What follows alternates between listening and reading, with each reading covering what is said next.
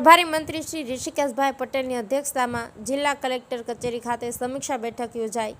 પ્રભારી મંત્રીશ્રીએ જાહેર ઇમારતો, બ્રિજ અને માર્ગોની મરામત બાબતે પદાધિકારીઓ અધિકારીઓ સાથે સમીક્ષા બેઠક યોજી। મંત્રી શ્રી ઋષિકેશભાઈ પટેલે મિશન રોડ પરના બ્રિજની સ્થળ તપાસ કરી બ્રિજની સ્થિતિનું નિરીક્ષણ કર્યું।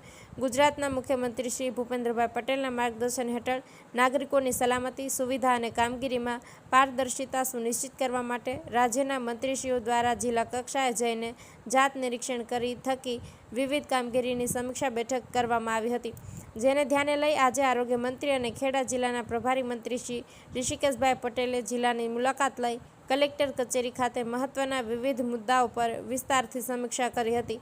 પ્રભારી મંત્રીશ્રીએ મુખ્યમંત્રીશ્રીના દિશા નિર્દેશો મુજબ ખાસ કરીને જિલ્લામાંથી પસાર થતા national highway, state highway, panchayat હસ્તકના માર્ગો તથા સિંચાઈ વિભાગના માર્ગો પર વરસાદી સિઝન દરમિયાન થયેલું ધોવાણ, નુકસાન બાદ દુરસ્તીકરણની કામગીરી અંગે જિલ્લા કલેક્ટરશ્રીની ઉપસ્થિતિમાં સમીક્ષા કરી હતી।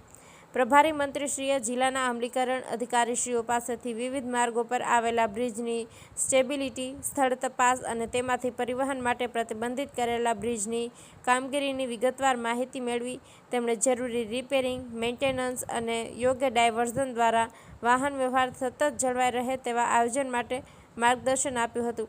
જિલ્લામાં સામાન્ય નાગરિકોને કોઈ તકલીફ ન થાય અને સેવાઓ સતત ઉપલબ્ધ રહે તેવા જોવા ઉપર ખાસ ભાર મૂક્યો હતો।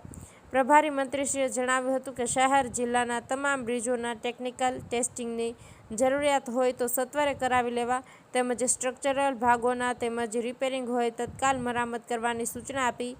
જો કોઈ બ્રિજ બંધ કરવાની જરૂરિયાત હોય તો સત્વરે બંધ કરવા તેમજ જે તે વિભાગો હસ્તકના બ્રિજોની રિપેરિંગ અંગેની ચોક્કસ SOP બનાવવાની સૂચના આપી હતી। આ ઉપરાંત સમયાંતરે બ્રિજોની ચકાસણી કરવા પણ સૂચના આપી હતી।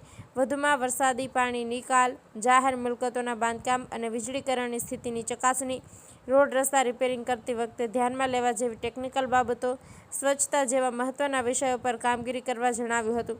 ખાસ કરીને લોકોમાં સ્વચ્છતાને સ્વભાવ બનાવવાની દિશામાં પ્રયાસો કરી મહત્તમ જનભાગીદારીથી વધારવા અપીલ કરી હતી।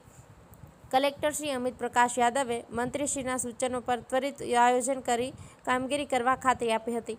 આ બેઠકમાં ધારાસભ્ય સર્વશ્રી પંકજભાઈ દેસાઈ, શ્રી અર્જુનસિંહ ચૌહાણ, કલ્પેશભાઈ પરમાર, સંજયસિંહ મહેડા, યોગેન્દ્રસિંહ પરમાર, રાજેશભાઈ ઝાલા, મનપા commissioner Shri GH Solanki, police અધિક્ષક શ્રી રાજેશ ગઢિયા, જિલ્લા વિકાસ અધિકારી શ્રી જયંત કિશોર, નિવાસી અધિક કલેક્ટર શ્રી JB દેસાઈ, અગ્રણી શ્રી નૈનાબેન પટેલ સહિત વહીવટીતંત્રના તમામ મુખ્ય અધિકારીઓ ઉપસ્થિત રહ્યા હતા। આશિષ મહેતા, નડિયાદ। પ્રભારી તરીકે ખેડા જિલ્લાની મુલાકાત અવારનવાર લેતો હોઉં છું।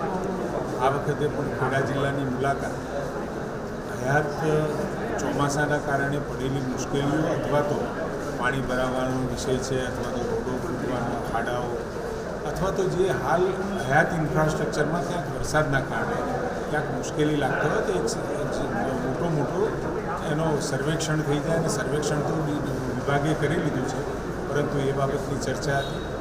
આમ મોટા ભાગે ચોમાસાને અનુલક્ષી અને આખી આજની મિટિંગ હતી। ગૌરવનો વિષય છે। આણંદ મહાનગરપાલિકા હતી, આદરણીય ભૂપેન્દ્રભાઈએ કરમસર આણંદનગર મહાનગરપાલિકા ડિક્લેર કરી છે। લોકોની લાગણી હતી, ઘણા બધા અમારા ધારાસભ્યો, સંસદ સભ્ય અને સાથે સાથે કેટલાક સામાજિક આગેવાનોને રજૂઆત કરી હતી। એના અનુસંધાને કરમસદ આણંદ મહાનગરપાલિકા આદરણીય ભૂપેન્દ્રભાઈએ ડિક્લેર કરી છે અને આ બે મહાનગરપાલિકા બનતા એનો વિકાસનો આમ પણ જે આઉટસ્કર્ટ વિસ્તાર હતા, જે બહારના વિસ્તારો હતા, લગભગ નગરપાલિકા અને એની બહુ ફેરફાર અથવા તો બહુ દૂર નહોતા એવા તમામ વિસ્તારોને જોડી અને બૃહદ મહાનગરપાલિકા બનાવવાનું આયોજન કર્યું, જેના કારણે વિકાસની ગતિ પણ વધશે, આવતી નાણાંની ગ્રાન્ટો પણ એને મહાનગરપાલિકાને વધારે મળે એટલે સ્વાભાવિક જે આપણી જૂની 8 મહાનગરપાલિકાઓ હતી એને 9 વધી છે એટલે લગભગ 17 જેવી મહાનગરપાલિકાઓથી જે અર્બન વિકાસ છે, અર્બન ડેવલપમેન્ટ લગભગ 50% જેટલો રેશિયો અત્યારે ગ્રામીણના અર્બનનો થઈ ગયો છે એટલે અર્બન વિસ્તાર પણ રાજ્ય માટે એટલો જ મહત્ત્વનો છે અને આ મહાનગરપાલિકાઓ દ્વારા જે આ વસ્તીનો વ્યાપ વધાર છે, નગરપાલિકા અને આઉટસ્કર્ટનો વિસ્તાર જોડી અને આ નગરપાલિકાઓ બનાવવાનો આદરણીય ભૂપેન્દ્રભાઈનો નિર્ણય ખૂબ જ સરાહનીય